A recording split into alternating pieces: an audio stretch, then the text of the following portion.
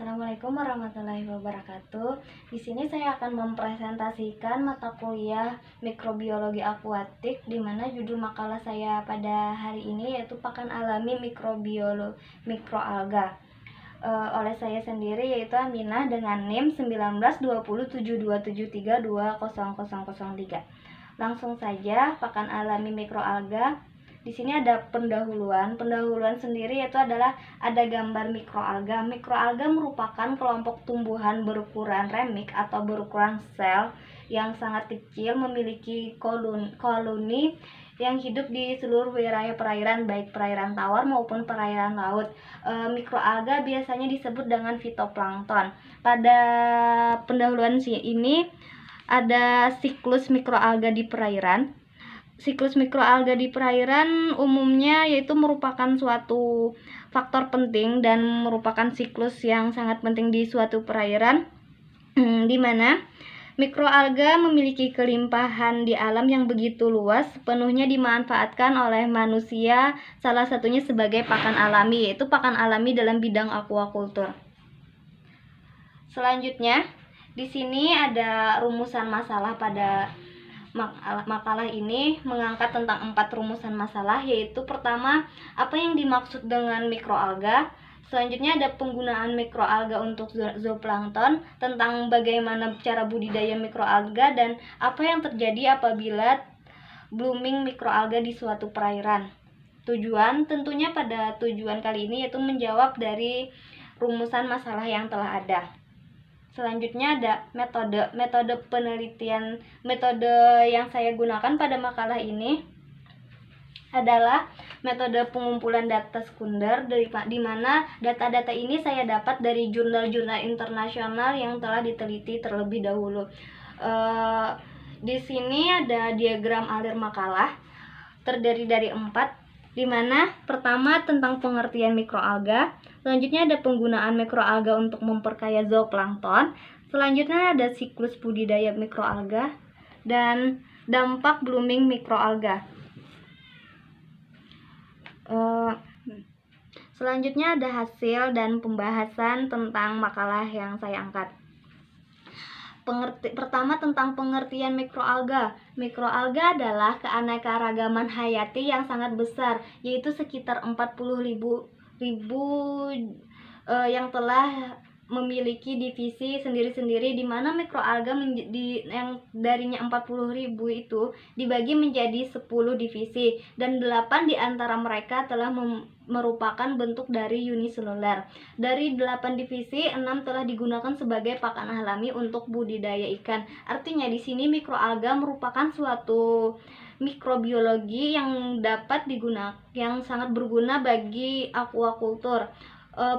Potensi pengembangan mikroalga sendiri di sini saya ada 4, yaitu ada kemampuannya sangat besar untuk berfotosintesis, dikarenakan mikroalga memiliki klorofil yang lebih tinggi. Selanjutnya, mikroalga memiliki potensi dapat dibudidayakan dan dikultur dalam volume yang besar. Selanjutnya ada mikroalga mampu berkembang dengan cepat dalam waktu yang sangat singkat, dan kandungan nutrisi mikroalga ini sangat tinggi, di mana dengan kandungan nutrisi yang tinggi ini, maka mikroalga dapat dimanfaatkan sebagai pakan alami larva ikan nantinya.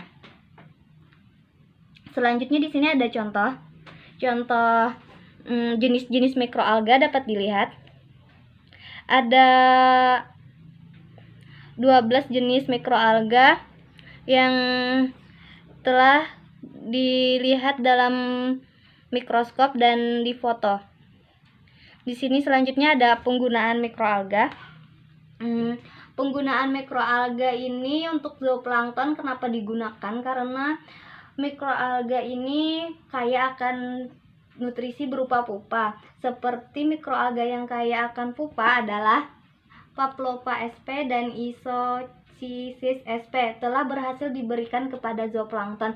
Apabila zooplankton yang sudah mengkonsumsi mikroalga ini, maka dapat meningkatkan DHA, dan DHA ini juga dapat membentuk EPA yang sangat menguntungkan untuk nutrisi larva ikan.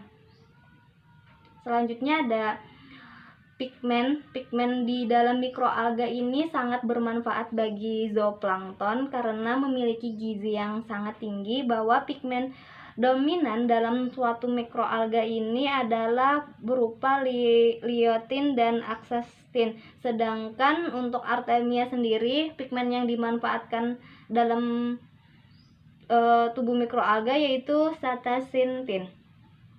Selanjutnya ada sistem budidaya mikroalga. Budidaya mikroalga sangat mudah dan murah sekali untuk dilaksanakan. Budidaya ini sudah dilaksanakan kurang lebih sekitar 40 tahun yang lalu.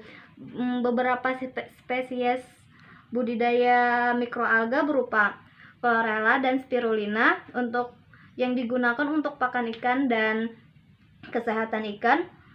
Selanjutnya di sini ada contoh penelitian mikroalga. Di sini pada penelitian untuk budidaya mikroalga sebagai referensi yaitu mengangkat tentang budidaya Scelatonema castutum, di mana di sini menggunakan 4 perlakuan tanpa perlakuannya sendiri, yaitu perawatan, stres, fisiologi, nutrien. Hasil yang terbaik di sini dilihat bahwa perbedaan pertumbuhan yang signifikan dibandingkan dengan kontrol yang ditunjukkan dalam pengobatan stres pada parameter pertumbuhan terlihat selnya lebih padat setiap kali. Kepadatan sel yang diukur setiap 6 jam. Perawatan K1 dan K2 memiliki dampak signifikan pada pertumbuhan Scelatonema karena definisi 75% dan 100% penambahan nutrien Si untuk pertumbuhan Scelatonema adalah tekanannya yang sangat tinggi sehingga disediakan kurang dari yang dibutuhkan. Selanjutnya ada contoh gambar Scelatonema. Contoh morfologinya ada A, B. Dapat dilihat keterangannya adalah Scelatonema morfologi ini dengan perbesaran 100 kali memiliki pertumbuhan pada perlakuan K, dan jika istilah keempat dari morfologi pertumbuhan adalah normal, ini bisa dilihat dari bentuk sel Scelatonema yang terbentuk koloni panjang dan kondisi protoplas yang baik dan tidak ada lisis. Jadi apabila keberhasilan budidaya Scelatonema ini dilihat dari jenis morfologinya, yaitu tidak adanya lisis dan adanya koloninya terlihat panjang. Selanjutnya ada dampak blooming mikroalga. Di sini ada contoh dari blooming mikroalga, baik itu di perairan tawar maupun di perairan laut. Blooming mikroalga sendiri berdampak baik untuk pertama bisa berdampak buruk, yaitu bisa membuat pernapasan ikan menjadi tersendat karena mikroalga yang blooming dapat menempel pada insang ikan sehingga menyebabkan ikan sulit untuk bernapas. Selanjutnya, mikroalga yang blooming mengandung hidrogen peroksida yang mempengaruhi insang ikan dan menutup pada respirasi.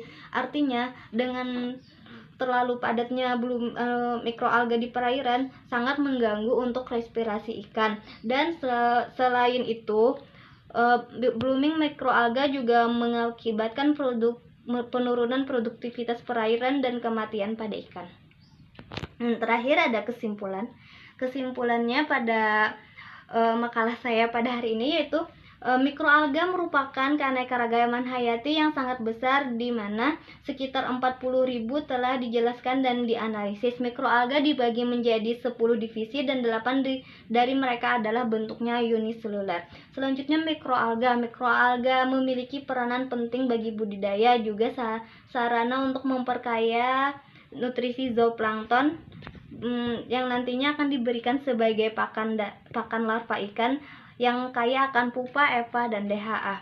Selanjutnya, budidaya mikroalga komersil sudah banyak dibudidayakan. Beberapa contohnya ada Chlorella sp, Spirulina sp, Donella, dan lain-lain. Selanjutnya ada blooming. Blooming mikroalga mengakibatkan produktivitas perairan dan kematian pada ikan. Jadi blooming mikroalga ini sangat berdampak buruk apabila tidak diperhatikan dengan cepat. Sekian presentasi dari saya. Saya ucapkan terima kasih.